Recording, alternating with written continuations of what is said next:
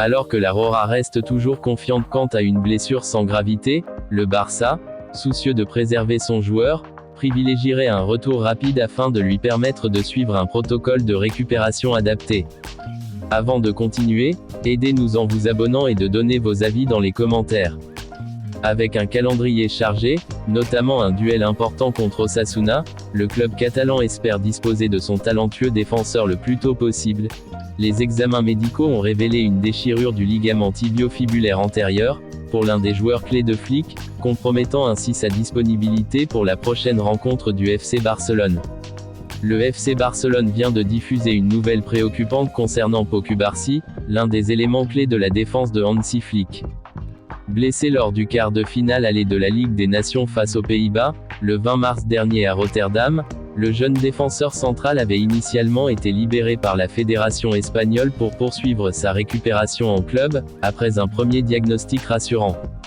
Des examens médicaux complémentaires réalisés à son retour à Barcelone ont révélé une blessure bien plus sérieuse que prévu, une déchirure du ligament tibio-fibulaire antérieur.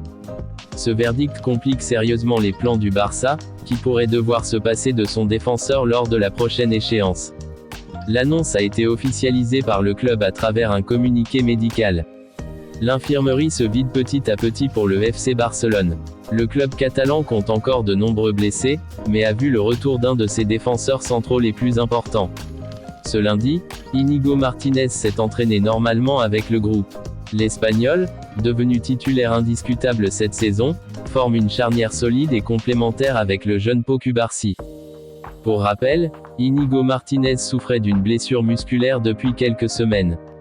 Le FC Barcelone n'a pas de temps à perdre. Il reprendra la Liga dès ce jeudi, dans un match du championnat espagnol reporté.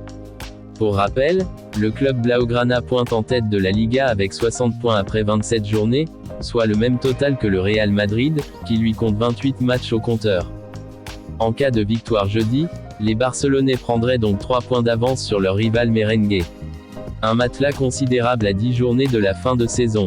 C'était tout pour les nouvelles du jour, n'hésitez pas à vous abonner et d'activer la cloche pour ne rien rater sur les nouveautés du FC Barcelone.